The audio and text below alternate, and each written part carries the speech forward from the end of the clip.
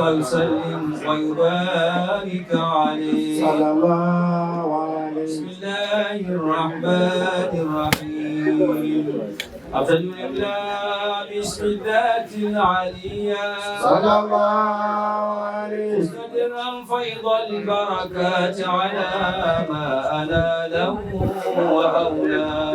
اللهم صل وسلم وصلي بحمد موارد سائغة عليا صلى الله عليه. منطقئا من الشكر الجميل مطايا. اللهم صل وسلم وصلي وسلم على النور الموصوف بالتقدم والأولية صلى الله عليه. المنتقل في الغرر الكريمة والجبال. اللهم صل وسلم وصلى الله تعالى رضوانا يخص العترة الطاهرة النبوية صلى الله عليه. ويعم الصحابة والأتباع ومن والاه. اللهم صل وسلم بنة السلوك السبل الواضحة الجلية صلى الله عليه. وحفظا من الغواية في خطة الخطأ وخطاه. اللهم صل وسلم وانشر عليه. قصة المولد النبوي برودا حسانا عبقريا صلى الله عليه. ناظما من النسب الشريف قدا تحل المسامع بحلا. اللهم صل وسلم واستعينوا بحول الله تعالى وقوته القوية صلى الله عليه. وإنه لا حول ولا قوة إلا بالله. عظم اللهم قدره الكريم يا رب شريف من الصلاة وتسليم. اللهم صل وسلم وزد وبارك عليه. اللهم صل وسلم عليه. Tumebaziza mukadde waffe Sheikh Muhammad Mutawatir Musa Sebulime, imamu mukulu okuva ku muzikiti e Kansanga. Okkirize kujja muganda wange ono Haji Zaidi Wamala soka ali kuganalizinge ku baganda baffe bakadde baffe abakutuba ku mukolo guno waba amaliriza ate bawulire.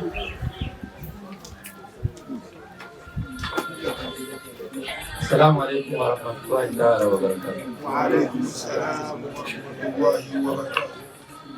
Kaseera kano kennyini mugenyi waffe omukulu البدر علينا بثنيات الوداع.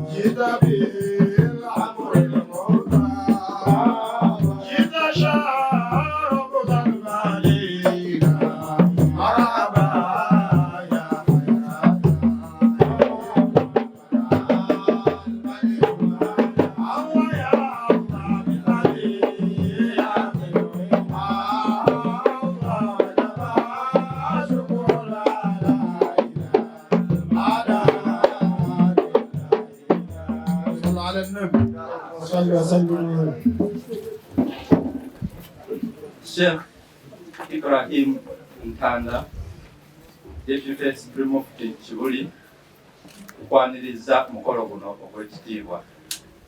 Bw'otuukidde ssebo mukama waffe nga bamasheikh bakoze omulimo ogw'ettendo nga tumaze okusoma eddwa eya shukuru.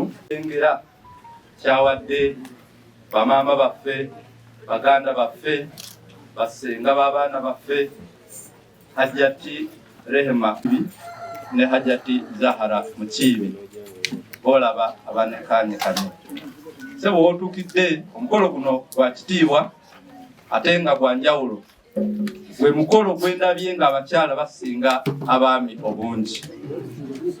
Ekikakasiza ddala nti mukolo gwabwe ddala. Omukolo guno sebo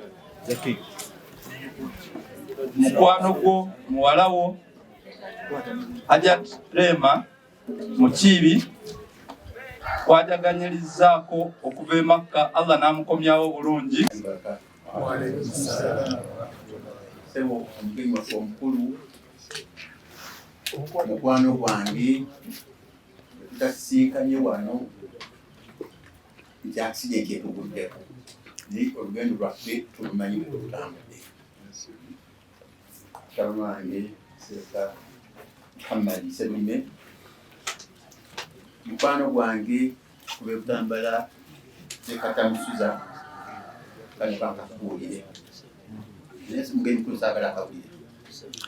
Mubaddemu abasiraamu basatu mu Uganda basatu abatasaba kazindaalo bwabwe bakwata kakwata tamusuza tamale nga nze mbakwatira akakire eno emabega nange sisaba kazindaalo kano.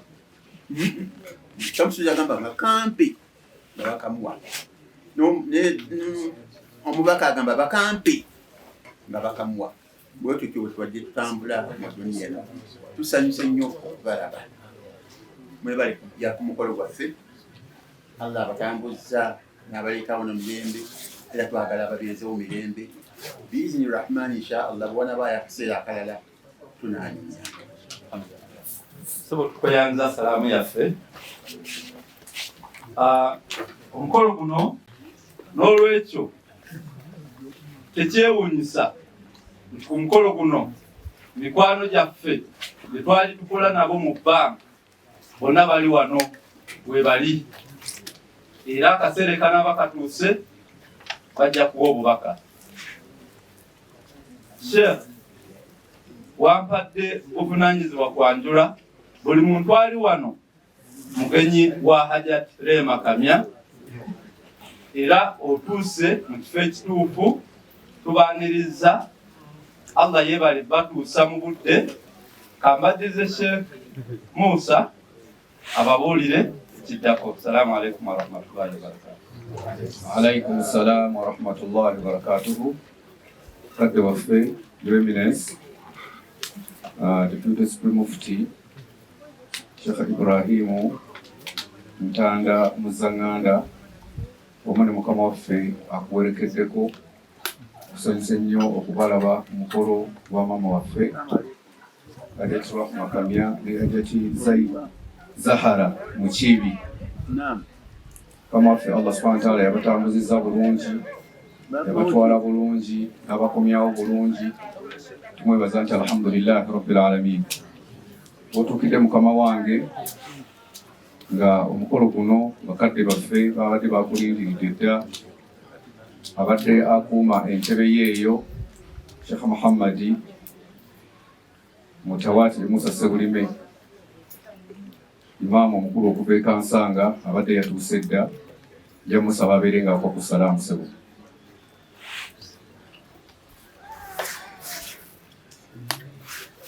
Mukadde wange omukulu w'ettwale lino era sebo mbuweereza bwo Sheikh Imran Sulaiman yatwala ebbendobendo lino eri Akajansi Town Council era nga eyakubya Al-Fatiha yasoose mu kidaala muno. Nsabako ku salaamu.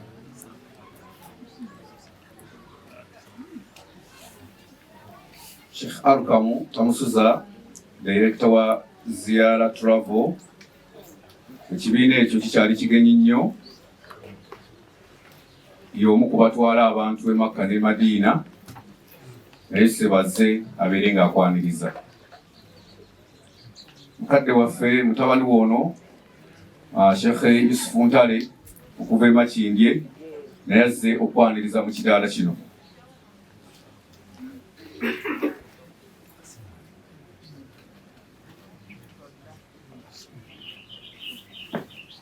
Mukama wange w'otuukidde nga Halifa ono Haruna Abdul Nur abadde asaalidde bwekitiibwa Nabi Muhammadi sallallahu alaihi wasallama, era mu mbeera eza bulijjo abadde mu ntebe, abadde akuuma entebe yo Sheikh Muhammadi n'abeera nga asomye omulyango ogusooka. Kkiriza mutabani wo n'asoma omulyango ogwokubiri, tugende mu maaso ne puroguramu bwe zibadde zitambula.